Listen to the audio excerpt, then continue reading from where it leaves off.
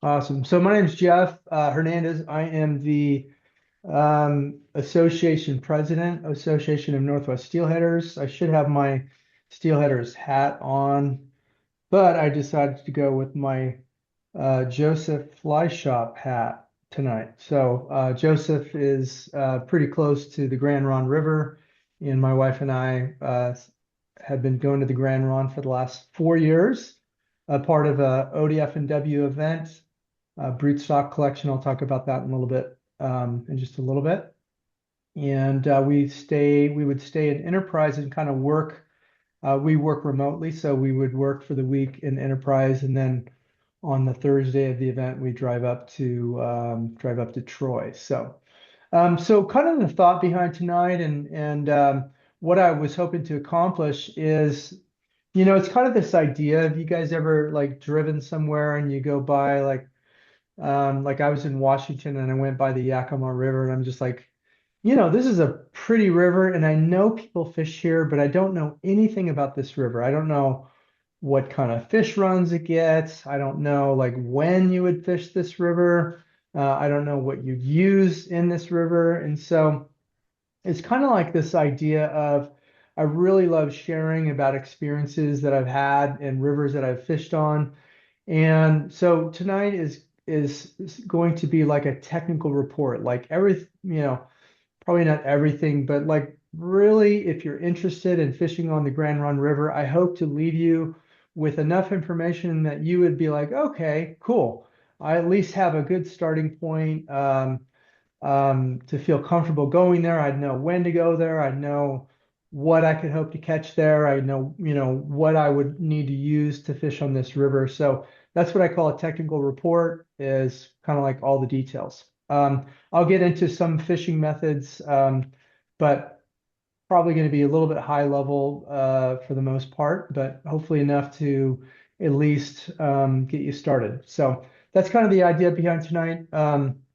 Like I said, my wife and I have been up there for the last 4 years. So I fished it for 4 years. I've caught two steelhead that I've landed, and one today that one this year that broke my heart in October. I had him and it's on his way in, and then it just popped off. So that happens sometimes. My wife did land her first steelhead this year. So the last 3 years she's not been able to catch one, but this year she landed one. So she outfished me in the steelhead department this year, so that was cool.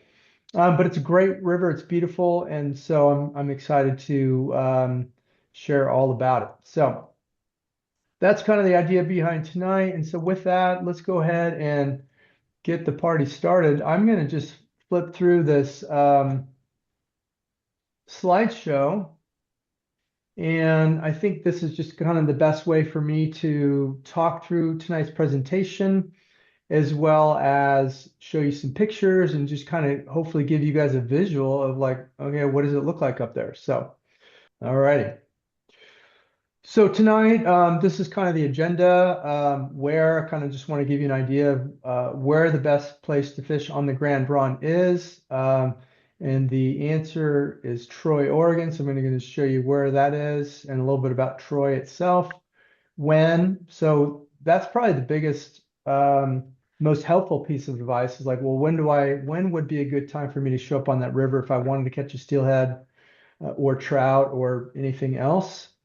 What is kind of like what fish species are in that river? What can we target? What can we fish for? And then how would be like, what are some methods that would use on that river? So that's kind of the outline of what we're going to go over. And then I'll give you some bonus stuff at the end and just terms some additional tips. So Troy, Oregon is in kind of the, I would say, northeastern end of the state. So if you can see where we're at here, this is Boardman on Highway 84, going all the way down past Pendleton. And then once you hit LeGrand, you can take a left here on Highway 82 and then go up to this place called Minham. And there's kind of a back road that you can go to hit Troy. Like it's mentioned, my wife and I, we'd stay in Enterprise. So we'd go down here and hang out in Enterprise, Joseph, go check out Wallowa Lake, and then we'd go kind of a back route to Troy. So that's kind of how it goes. It's about an hour from Enterprise. It's probably about 2 hours from LeGrand going that way. Um, the Grande Ronde River is about a 43-mile river. It starts in this town of Wallowa, flows into from the Wallowa River, starts into the Grande Ronde, and then goes all the way into Washington and flows into the Snake River. Um, the river runs through two states. Idaho is like right there also, but basically goes through Oregon and into Washington. So you can fish, if you have a Washington license, you can fish on both. Couple things about Troy, Oregon. This is kind of a picture of when you're coming into the Grand Ronde. You're going to be coming in on, depending on which way you come, there's these dirt roads that basically they're really nice roads, but they kind of wind down this canyon. You kind of this is kind of like a couple of the first scenes that you'll see as you come into the Grand Ronde. This is actually coming into the little town of Troy. You can see down next to that bridge on the left-hand side, there's kind of some buildings and some shacks and some yurts and some different, and there's a couple stores. So I'll talk a little bit about that. But this is kind of the view as you are about ready to come into the town of Troy, Oregon. Here is a picture of in downtown Troy, Oregon. And a couple things you need to know about Troy. One, there's no gas stations, so make sure you fill up your vehicles ahead of time. And then two, there are very few restaurants. There's a couple places. There's this restaurant you can eat at. They're only open certain days a week. So I think they're open something like Wednesday to Saturday or something like that. So, it's a bit limited. I wouldn't rely on using this place. We did actually stop in one day for lunch here just to grab a burger, when we were fishing. And in terms of hotels and places to stay in Troy, there's like two places you can rent that are called hotels. This hotel actually is right above this place. They only have three rooms, so it's not a huge hotel. So if you're going to stay in Troy, there are other places you can rent out. There are private residence, Airbnbs. There's a few there. There's a couple lodges that solicit rooms. Um, there is also a trailer park. So if you want to bring like a fifth wheel trailer or a camper, you can do that. There are four roads that come into Troy, Oregon. Two of them are like gravel roads that you definitely don't want to pull a trailer on. So you might have to go a little bit further to go through Enterprise and go up a paved road that comes all the way in and comes into town. So you'll have to do a little research if you're pulling something heavy like that. It's not going to make it around these corners and these windy roads, but a car would be just fine. It's a pretty nice road, and then of course trucks and stuff make it just fine. This place is not really a store. They don't have any groceries, so there's really not a grocery store in Troy. So you want to definitely bring your own food and be prepared to take care of yourself when you head that way. This place does sell like beer and some soda pop and things like that. So you could buy some stuff, but it's pretty limited. When we talk about fishing, Troy is kind of like a place in the middle. Um, from Troy, as you head towards Washington on the Grand Ronde, it's about 6.6 miles to the Washington border. So if you just have an Oregon license, you got about, 6.5 miles of really good fishing going that way. And then if you have a Washington fishing license, you got another 11 miles of road before the Grand Ronde kind of disappears and the road sort of heads up and starts going to Lewiston, Idaho. Okay, so you got a good 20 miles of water access. A lot of people do float from the border of Washington or the end of the road, and they can float all the way to where it goes into the Snake River. From Troy going the other way, if you head west, it's about 7.4 miles of road access. And again, the 6.6 miles heading east and the 7.4 miles heading west, beautiful, lot of public land. Some of it is private, you can't really access it, but a lot of just you drive, pull over, park, and then and head down to the water. So a lot of really accessible land for you to fish on. You could float from the town of Minham to Troy. It's about a 2 to 3 day float. It's about 9 hours of total like rowing, floating. So usually people will take 2 or 3 days to make that happen. Some people ask, hey, does a drift boat work? And the answer typically is no. You definitely wouldn't want to be on a drift boat. Everybody uses rafts or pontoon boats. Probably wouldn't work super great either for a float tube. It just gets too skinny and you'd have to like kind of stand up and carry it. I don't think it'd be a pleasant experience. Some parts you could probably access with a float tube. I've just never seen anybody in a float tube on the Grande Ronde. So that's kind of the lay of the land. This is just some visuals. This is a guy again. The water can be pretty skinny. There's some spots where you're floating just fine, and then even in a raft, you're gonna have to get out and kind of pull it over some skinny parts. But this is a shot from the bridge that I showed you. This is right on the other side of Troy. It's got really this would, if somebody was a little bit limited on their walking abilities, this would be a really nice spot. It's a very popular spot, catches a lot of fish there. It's also just going to be the most convenient, most easy, right next to town, so a lot of people target it. This is called the Wenaha River, which is right again. This picture is taken from that bridge that you see going over the river. So a lot of steelhead will go up this river, and so they kind of stage outside of this river. So a lot of people fish this area, and they have pretty good success pretty much every day fishing right on this spot right next to the town. But otherwise, people just drive up and down. All right, so I'm gonna touch on the different species you can fish for, but basically the big three that come to my mind: steelhead, trout, and salmon. Steelhead fishing starts to fire up probably, I kind of meant to say October 1st, but so typically somewhere around October, people record catching fish in September, but pretty slim in September. I would say October is really when it starts to get going.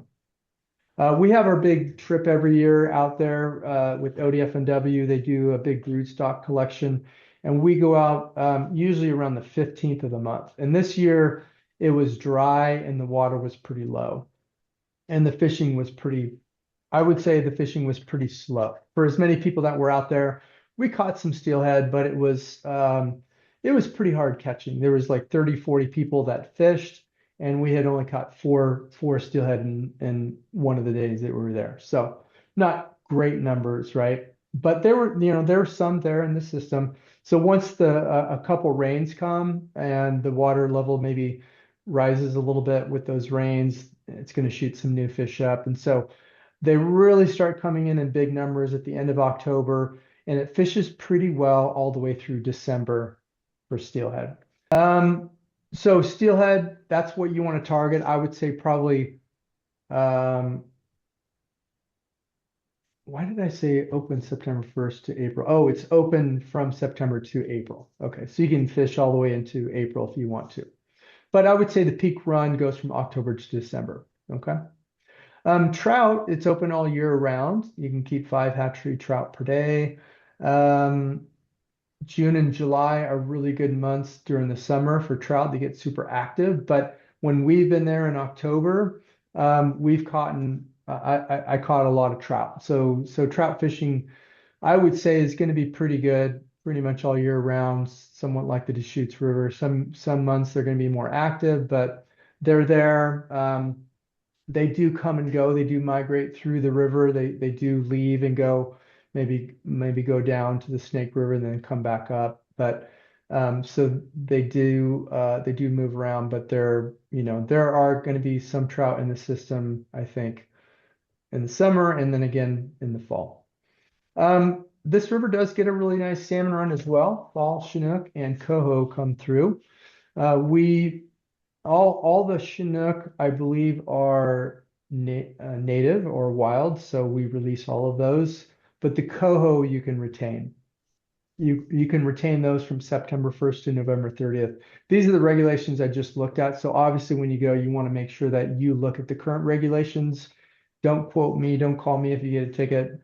So double check yourself on that. But I was looking at the all the regulations the last few days and just making sure that I knew what was happening. But coho can be retained.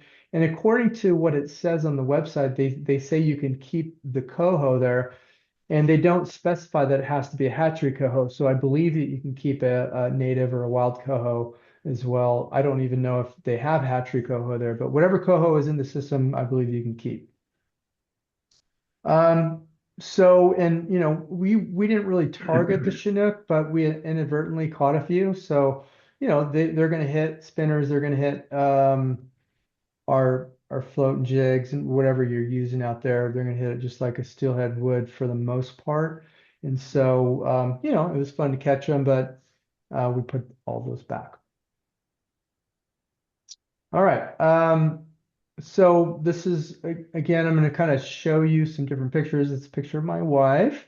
This kind of gives you a visual. It's not a huge river. It's sort of one of those medium rivers, right? It's not small and it's not big, but it's we were able to, because like I said, the water was a little low. There's some spots we were able to walk from one side of the river to the other. It did get a little bit. My wife, after she crossed over, she's like, wow, that was a little scary. She got pushed a little bit, and kind of slid a couple times. So, like I'm a little heavier and I was able to get across good. But, having a walking stick sometimes can certainly be helpful for you when you go fishing on the Grande Ronde. I don't think it's as necessary as when I was on the Deschutes River and you got a lot more currents and a lot more rocky. This definitely has a lot of rocks, but they're a little bit smoother and a little bit easier to walk on than like the Deschutes. Now, I guess I'm showing this picture to show you that if you notice what we're wearing, it's chilly. Okay, so even when the sun comes out, it's nice. By noon or 1, we're stripping off some layers, but we're talking about if it's sunny like this up there, it was like 40s and maybe the 50s, right? Maybe it got up to 60, but it's definitely not hot in the fall, okay? Especially if you go into November, December, you definitely want to dress for warm, okay? Let me back up a little bit. So a couple of mornings, it was down into the 20s, so it gets really chilly at night. So if you're going to camp out there, which is an option, there's several campgrounds you can camp at. And just make sure you're prepared for cold weather, cold hands in the morning, etc. So we would bundle up and then we strip layers as the day went on. So let's talk a little bit about what is out there. I've kind of already done that a little bit. Steelhead, trout, and salmon. So there's kind of the three things that we're going after. So let's talk a little about steelhead. The typical steelhead out there is I have not really seen in the 4 years that I've been up there, I've not really seen or heard of like just really huge steelhead. They're all pretty, they're all a little bit on the smaller side. So cookie cutter steelhead for that area is about 6 to 8 pounds. Okay. Um, so it certainly could get some bigger ones. I think I saw a picture of a guy holding about a 9, 10 pound steelhead, but for the most part, I think that's the exception. Most of them are going to be a little bit on the smaller side. Um, and the native steelhead, of course, need to be released. Here's one I caught. I think this is the first year I went there in 2022. A nice steelhead, grabbed a spinner. You can keep 3 hatchery steelhead a day if you want to. That's the current regulations, but they're a lot of fun. If you got a small river. Typically, you have some rapids in some areas, but it's a pretty slow moving water. So you hook a fish, it's pretty easy to fight them, right? They're not going to go. It's like I fish a lot on the Deschutes River, and you catch a 10 pound salmon out in the middle of the Deschutes, and it's in this current. I mean, you got to have a pretty heavy rod to pull that thing in. This one, they're not really going anywhere. Like I can hold them I can hold a 6 pound fish, relatively easy. So as long as they stay on, I can pull them in. I mentioned ODF&W does this broodstock collection in October. They're trying to get early fish, and they have these tubes. So you catch a fish, throw them in the tube, and you keep them in the water. And then they go by and they collect the tubes. They throw them in this live tank here, and you can see they do some stuff. They tag them and then they keep them alive, take them back to the hatchery, and then they spawn them in order to try to get an early release. So during this event, they're like, hey, if you really want to keep a hatchery steelhead, you're welcome to keep one. But otherwise, we're just trying to collect them for our broodstock collection. If you want to help us get some early fish, you can. Sometimes we catch one. So this is kind of a smaller fish. You inadvertently kill it. So like, okay, so we're going to keep it. And then here's my lovely wife, finally caught her first steelhead on the Grande Ronde. She's caught a lot of trout, but like I said, it's not a huge fish, but for her, for me too, it would have been awesome. She was stoked. It picked up a spinner that she was throwing out there. All right, steelhead. Here's one I caught the year after that. That was 2023, I think. I was just swinging a really nice spinner. The primary methods that steelhead are going to take are spinners and spoons. If you haven't figured it out so far, I'm a spinner guy, so I like to use a lot of spinners. So I'll talk about that. Fly fishing is a very popular method on the Grande Ronde. I also took my two-handed spey rod and was doing some fishing with that. I caught some trout on my fly rod. I have a one-handed rod also that I took this last year. Caught some trout on it, but I was doing my spey rod for steelhead, and I've gotten a couple takes, but they didn't hook up, and I missed them. I don't know exactly what they were, but the way they hit felt like a pretty big fish. So spey fishing is definitely a lot of fun, and a lot of people do it. Jigs is probably one of the more popular methods. Jigs under a float. They use a lot of micro jigs, so a lot of smaller jigs. I have one picture. I was trying to look for a second picture that I had. I couldn't find it, but um, we'll get into that a little bit more. But the water in a lot of places is really it'll be like a really fast rapid, and then it goes into kind of like the slow hole, and so jigs are perfect just to float them through areas like that. Those fish are going to stack up in those big, deep, heavy water. So, um, and what's really fun is if we fish for a while and we're like, hey, let's go catch some trout. That's kind of the next thing that you can catch here. So, again, June and July are great months for trout fishing over there, and probably even into August, September. And then again in October, they're coming up, and yeah, you can pretty much get into them year round. Let me see what else I have to say about trout. So there's a couple different type of trout. There's rainbow trout. So usually these are steelhead smolts, and so most of those are catch and release, but you can retain some hatchery trout if you're camping and you want to take one or two back to camp, you're welcome to do that. ODF&W actually, they were telling like, yeah, if you get like a really big trout, it probably is supposed to be a steelhead, but if it doesn't go out to the ocean and it just stays in the river, we want you to keep those and catch those and keep them. I'm like, oh, okay. Bull trout are super fun and get really big up there. That's a native fish to the stream, and so those are all to be released, of course. And then they have a lot of mountain whitefish that are a lot of fun to catch. I think you can keep a bunch of those. Bull trout are a lot of fun. That's kind of what we were targeting. This last year, my wife caught a really nice bull trout, and then about 10 minutes later, I was fishing down below her and I hooked into and landed about a 19 or 20-inch bull trout. It was huge.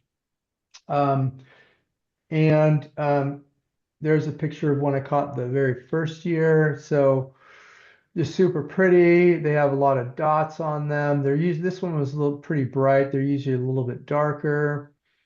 Um, Again, the two methods that work really well for these are usually spinners. And the spinner that I threw a bunch of that just did super well is just a typical rooster tail. Okay, so go get yourself a 6 pack of rooster tails. I use brown, black, green. Those are all in blue. A blue one worked really well. So yeah, I don't know. Probably any rooster tail you throw out there is going to do really well. I make my own custom spinners, so I made a lot of smaller spinners that work really well. So here's a couple trout. Sometimes you're trying to catch a steelhead and you just inadvertently hook up into these trout will come and slam. So, nice trout on this river. Um, so small spinners work really great. Like I said, rooster tails, green and black, brown are kind of the colors, the darker. So usually on the coast, I'm using a lot of kind of brighter stuff, but over here in the Grande Ronde, for some reason, a lot of the darker colors seem to work really well. And that's true also for like jigs and stuff that you're using. I caught some trout doing some fly fishing. I was using a nymph, just a really small little gold-headed nymph with a black body, and I'm just kind of swinging it through some rapids and hooked some trout doing that. I did the best trout fishing on some pretty fast water. So the Grand Ronde has a lot of slow water and a lot of small ripples, but I found the spot where it was kind of going down river over these boulders, and it was just like water was moving out. And 1 to 3 feet deep, I was throwing it way out into the middle, which is way too fast. Or I didn't really catch anything in the middle, but as I swung my spinner towards the bank, as it went in, like bringing it in right behind a rock and just kind of holding it out there, just dangling my spinner as long as possible, I was just getting slammed. And I caught a super nice bull trout, right behind this rock doing that method. So throw it out to the middle, just swing it into the side, and I was hooking up. And I on this run, I walked down this whole fast water and on my way down, and I was surprised at how many fish I was catching in the really fast stuff behind rocks. I thought I'd hook up more down below, but I was like, wow, this is really great trout holding water right here. Here's another trout picture my wife caught a nice fish on. And yeah, so that's about that. I'm going to talk a little bit more about methods later when it comes to steelhead fishing, but I'm just kind of trying to give you guys an idea of what's out there. So salmon, like I said, Chinook and coho run. Usually we're not targeting these. Most people, I would say, that go to the Grand Ronde are targeting steelhead and, like I said, doing some trout fishing. But this is the guy that went with us the very first year. We brought him and his son, and I caught it all in a little video. He's fighting this fish. I'm like, "You got a steelhead, dude," and he's fighting and it's running, and he brings it in, and we net it. I'm like, "You got a Chinook salmon, man. That ain't no steelhead." So, it's not. You're not going to get again. You're not going to get these big 15, 20 pounders that we get over here and at the coast. But it was a lot of fun to catch. This guy was using a jig under a float, and it grabbed it. They will also, my other buddy, this last year, a friend of mine, his name's Jason. He hooked a Chinook, and he was just swinging spinners. He's a spinner buddy like myself. So, all right. So that's what you might catch also on the Grand Run. You never know. Let's talk a little about some methods. So again, a lot of different methods. Fly fishing is probably one of the more popular methods that a lot of people do. Either a two-handed spey rod or a single-handed rod works well.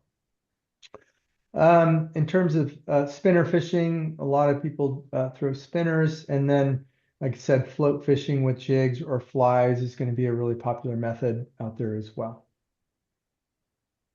Fly fishing, I was using, like I mentioned, a two-handed rod. It's a really great method. Again, everybody knows how to spay fish. You're basically throwing it not straight out, but more like downriver, throwing it all the way. You can pretty much reach the other side of the river in most places that you're fishing. Throw it all the way across and just kind of swinging it um, back towards the bank. The colors that seem to work well on the Grande Ronde are, again, kind of the darker stuffs, the blacks, the dark purples, maybe some black and blue. Dark green, kind of like a forest green, seems to work really well. Here's just a fly that I had tied on that didn't catch anything, but this works really well in the Deschutes River, orange and pink. So thought I'd try it out there. Spinner fishing. All right, I know a little bit more about this method. So typically I'm using, so I'm going to think about function first when I'm thinking about spinner. So what that means is I'm going to match my spinner with the conditions that I'm in. So for me, what that means is I'm going to drop down, I'm going to use smaller spinners. So this is spinner fishing for steelhead is what I'm talking about right now. So I'm going to use, if we think of like a blue fox, for example, I'm going to use a number 4 or maybe a number 3 blue fox. So that's going to be typically what I'm using. Probably never throw a number 5 blue fox out here. A lighter weighted spinner than most rivers. So I've kind of built a bunch of smaller custom spinners that I've used. Usually number 4 blade is what I'm using. When it comes to hooks, I like a lot of single sidewash hooks.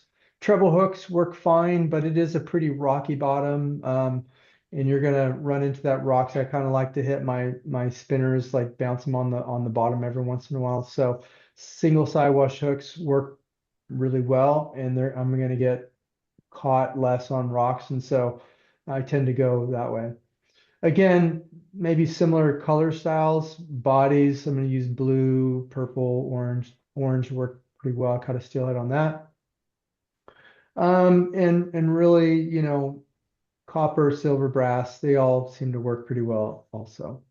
Here's a couple pictures of some spinners. This spinner hooked a fish this last year, and it didn't finish the job. It popped off. I had him on for about 5 minutes and was starting to pull him and then just came off. So I don't know if it just wasn't hooked super well. My hook was pretty sharp. You can see it's jabbing into my finger on this photo.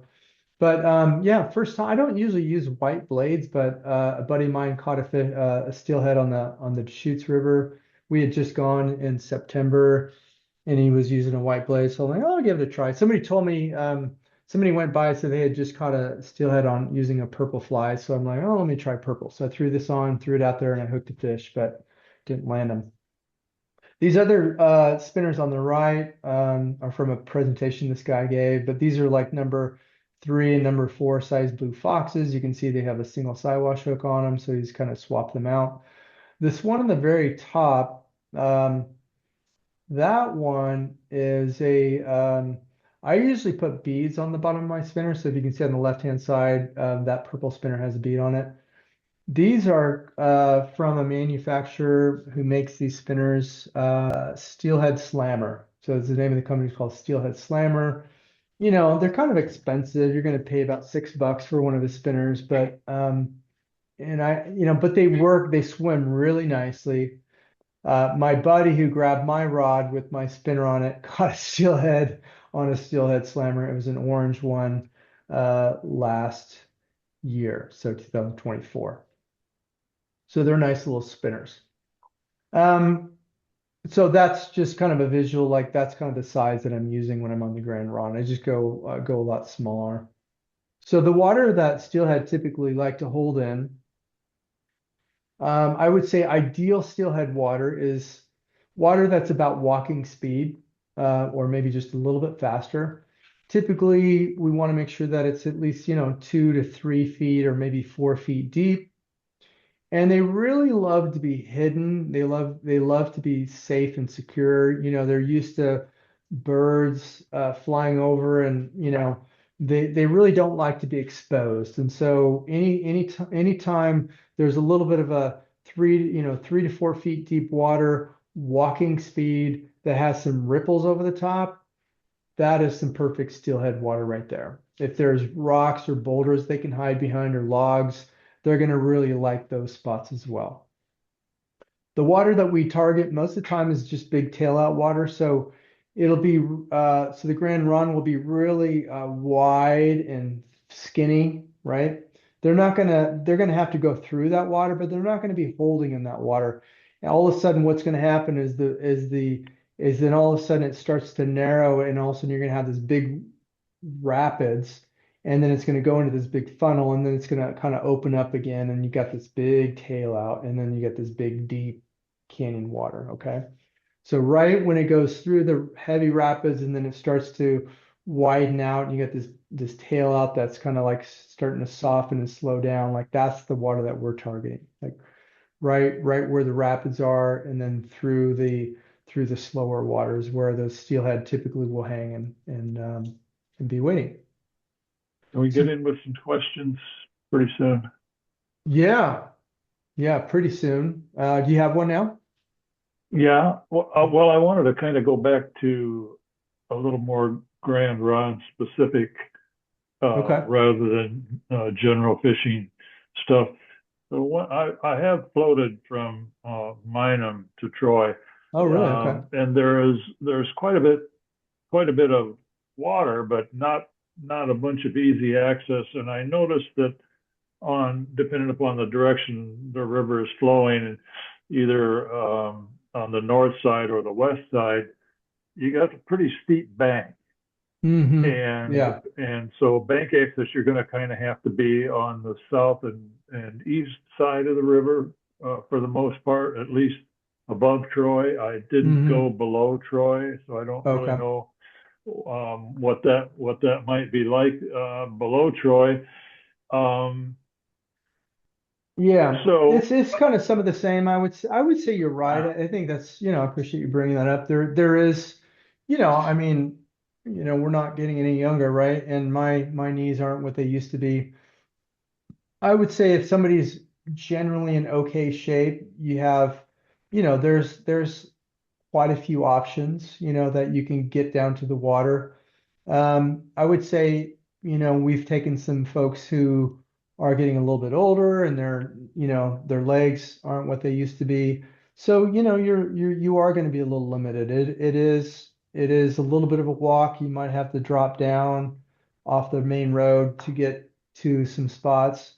But I would say that there's probably 10 spots that I can think of, in that whole stretch that are pretty easy to get to, and you should have no problem.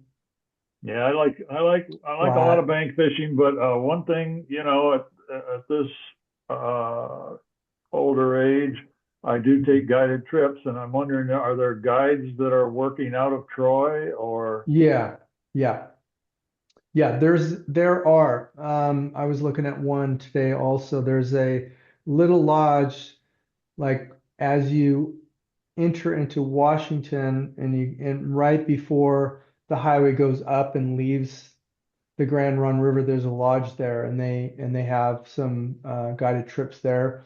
So yeah, I would say you're just going to have to do some research and do some um, doing like a Google search of just guided fishing trips on the Grande Ronde River, and I'm sure that there are some guides that will take you out on a raft. You can do some killer day trips, and they can get you into some holes. So Yeah. I think On that'd be a great hatchery way to fish, go. hatchery steelhead there on the Grand Ronde, those are out of basin fish, or is there a hatchery on the Grand I Ronde? think that I don't believe that there's a hatchery on the Grand Ronde, so I think that they Seems, raise them somewhere else and then drop them in yeah, somewhere. it seems like I heard that somewhere. Yeah. Gear restrictions are your spinners, are they barbless? Are you No, fishing? nope. You can use a barbed hook there. You can use Okay, treble hooks. okay, Yep, yep, okay. yeah. Well, Good questions. that's about all mostly it was just getting that access, getting to Troy, and hmm I noticed that upriver there's a lot of Forest Service, and it's going to be a lot of gravel roads and a lot of winding hmm around, and Um, like Enterprise is kind of the biggest town that's about an hour away. So if you want to do Yeah, some shopping and things like that, Enterprise is probably your best bet. yeah. Well, all right, I'll let you get back Great. at it. Thank I you. just, Thanks, that was John. Thanks me. for the questions. No, I appreciate that. Yeah. Yeah, good questions. All right, so here's when I'm talking about water, here's kind of an example. And then my goal was to kind of wind down in about an hour, so I have to probably pick up some steam here. But this is an example of a spot that I caught a steelhead in. So you can see this is what I'm talking about. It was probably 2 to 3 feet deep here. River's a little wider in the spot. I mean, it's but it's narrow enough to where it made it a little bit deeper. You can see kind of the ripply water. And then I actually took a picture of, oh no, I think I took it out. But this is basically where my wife is standing up above me. I kind of came down below her. We were actually fishing not the way you're looking, we were fishing the other way. So the water was going from up above there, from right to left. And we were able to make our spinner, we were able to hit the other side with our spinner and just swing it all the way back to this side, and I hooked up a really nice steelhead. One of the pictures that I showed you earlier. So here's another picture of this, how some fast water is coming into this kind of bend, and you can kind of see against the far bank. I know it's not super easy to see, but you can kind of see this far side. You can see they're up to their ankles or knees, and then it kind of goes against this bend. And so this is a pretty good little section for throwing spinners, as well as where this bottom guy is at. You can see that's really good float fishing down there. So it gets kind of slower as it goes. This is where we picked up that Chinook salmon a couple of years back. And then we also had a buddy pick up a steelhead here, and we've got several trout here. So it's a really nice hole. Float fishing, like I said, they're using a lot of micro jigs, so don't think really big, bulky jigs.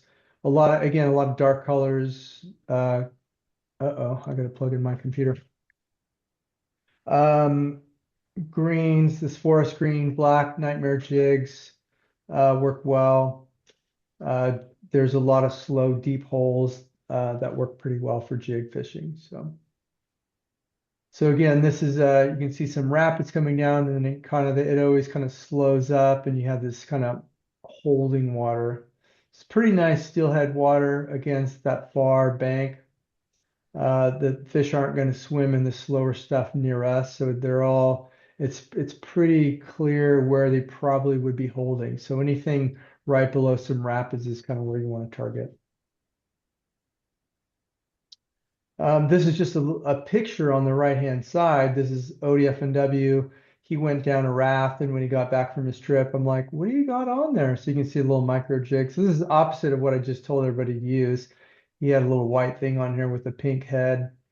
And it looks like he's got this on an Akuma rod. So he wasn't fly fishing that thing. I think he was putting that thing under a float. So kind of gives you an idea of different stuff that people can use. This again is more of so this is a tube. So he had just caught a steelhead. So you can see on the back side of him, it's really slow and deep. And then up above, there's a set of rapids. So you can't really see it, but this is kind of just an example, some of the water you're looking at. The guy on the left, his name's Michael. He's with ODF&W. Anybody wants more information, or you want to like learn more about the runs, or is there a hatchery nearby? Michael and Kyle are great guys. You can just call the Eastern Oregon ODF&W district biologist. His name's Kyle Bratcher. You can shoot those guys an email. This guy's name's Michael. Those guys are super friendly, really useful for information. Or if you just want to ask about fishing on the Grande Ronde, if I don't give you enough, those guys are great to tap into. A couple other items, and then I'm going to do a little show and tell here. But basically, waders and boots, highly suggested. Some guys might go with just a pair of rubber boots and fish from the bank, but I always, if I can get in the water, sometimes it just gives me a little bit of you saw the pictures, we were pretty much staying in the water the whole time. So, I definitely recommend waders and boots. So we're winding down, guys. Waders and boots are good. Walking staff can be really helpful. Uh, It does get cold. I mentioned that already as soon as the sun goes down. So it could drop in the 20s and 30s. So dress warm. Sunglasses are really helpful, especially when it, gets bright out. A lot of public access, driving and parking along the road. There are some private lands, so you want to be respectful of that, but plenty of other areas. And again, beautiful scenery. It's a picture of sheep, bighorn sheep. There's turkey. We've come across deer all over the place out there. So just a beautiful, beautiful place to fish. With that said, couple things I want to kind of just mention. So the fishing rod that I had out there, one of the rods is just a small Akuma. This is a little Solilo, I think, that I picked up at the sportsman show. I don't really use a huge rod. This one is a 9'6" light action rod with a line rating of 44 to 8 pounds. It says the lure rating is 1/8 to 3/8 ounce. So this thing's not even supposed to be throwing a 1 ounce spinner. But as you can see on here, this is what my wife was using at the very end. There's a rooster tail. We actually clipped off one of the barbs. It was because they come with these treble hooks. And we kept on those bull trout just like engulf these things. And so it kept on getting stuck way down in the throat. So she's like, I feel really bad. So I'm like, why don't you just clip off one or two of the barbs? So she clipped off one barb and she's just using two barbs, and that was a little bit better. But great rod, little rod, did really well. I really like these reels. This is a Daiwa. And these Daiwas, I tell you, for the money, um, super great reels. This one is called the Aerator, I think. And yeah, it's kind of like a $50 reel, 45, $50. Um, it's a 2500H from Daiwa, and I've just bought a bunch of these, and they've treated me really nicely. I love them. So that's kind of what I'm using for a setup. Um, Obviously, you can use mono or braid. I like a braid typically. Couple types of braids I use. This is like a 30-pound braid. Um, I've kind of bought this new type of line that I like. It's from Seagar. Seagar is PEX8 called Lure Edition. This is 33-pound braid. The thing about this stuff is it's got a really skinny diameter. So it makes throwing spinners amazing. So I can out throw my other I think I just had this could be either Tough Line or Power. I think this is Power Pro. 30 This is like 30 or 35-pound Power Pro. And then this is 33-pound Seagar. And this thing will outthrow my other stuff. It's interesting line. I like it, and I think it works perfectly for this situation. I use it on the Deschutes River, and I don't think I liked it as much on the Deschutes River. I think in terms of once you have your main line and you want to use some leader, I would suggest 12-pound might even be a little bit too much. So I would suggest probably 10-pound. I think that's what I was using, but I like these big Maxima. These are kind of spendy, but it's great line. 10-pound is going to be all you really need.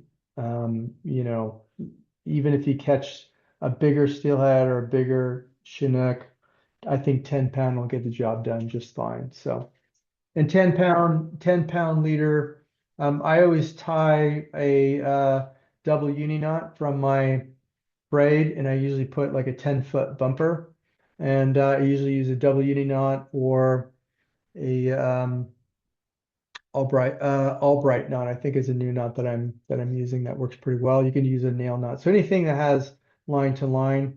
And then so my braid to my mono leader with about a 6 to 7 foot, I may have said 10 foot, but about a 6 to 7 foot bumper is basically a really long leader, and then just tie my spinner directly onto my mono, and that's how I fish that. Works really well. So those are kind of the things. I'm not going to, again, go too much more into the weeds unless anybody has any other questions, but that's kind of my setup. A lighter setup seems to work really well for me. I don't need really too much more horsepower than that. I do also have a trout rod that I use that's a lot lighter. It's only like a 6.5 foot trout rod.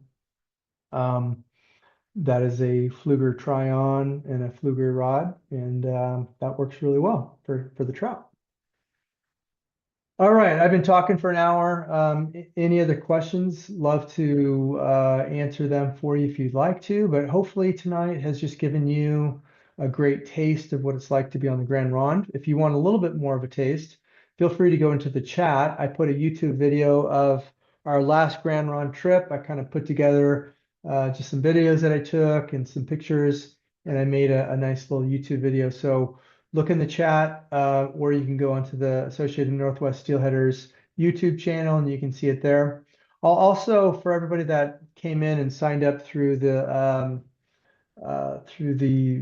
sign up, I have all your email addresses, so I'm going to send out a copy of a technical report that I'm writing. I'm almost done with it, so kind of some of the similar stuff, but a little bit more detail in the writing. And maybe I'll send a copy of this YouTube video for you as well. So those are some things that you can look forward to in the near future. But any questions? Anybody like to jump in and just ask a question that I might have missed? If not, then I will say it's been great to be with you all, and thank you so much for joining. And I appreciate all your support with the Northwest Steelheaders, and hope you enjoyed our presentation tonight. And we'll see you on the water, and we'll see you next time. All right. Thanks, guys. Appreciate you being here.